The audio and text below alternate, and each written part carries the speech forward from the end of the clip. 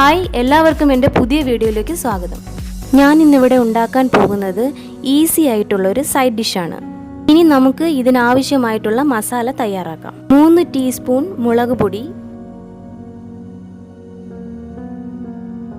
1/4 teaspoon മഞ്ഞൾപ്പൊടി, 1/4 teaspoon കുരുമുളക് പൊടിയും ആവശ്യത്തിന് ഉപ്പും ചേർത്ത് കൊടുക്കുക.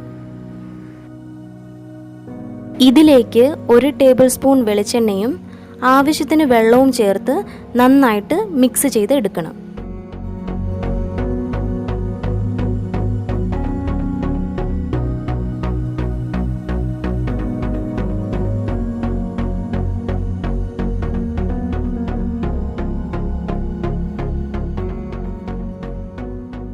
ഈ ഒരു കൺസിസ്റ്റൻസിയിൽ വേണം മിക്സ് ചെയ്തെടുക്കാൻ.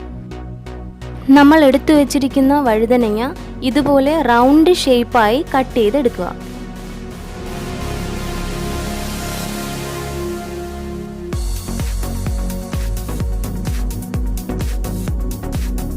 പൊരിച്ചു വെച്ചിരിക്കുന്ന വഴുതനങ്ങയിലേക്ക് മസാല നന്നായിട്ട് തേച്ച് പിടിപ്പിക്കുക.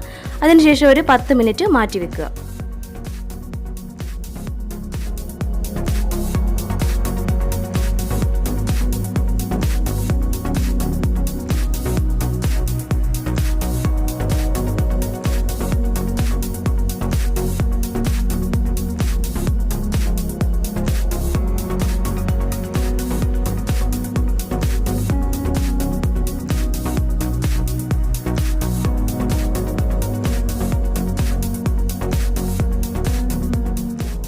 ഇനി ഒരു ഫ്രൈയിങ് പാനിൽ ആവശ്യത്തിന് എണ്ണ ഒഴിച്ചു കൊടുത്ത് അതിലേക്ക് കുറച്ച് കറിവേപ്പില ഇട്ട് കൊടുക്കുക.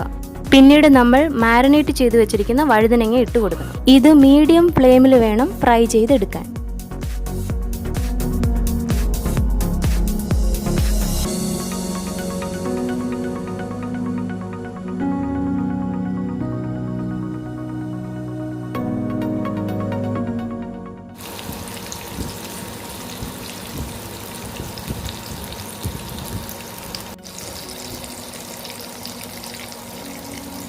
ഇനി നമുക്ക് മറുവശം തിരിച്ചിട്ട് കൊടുക്കാം.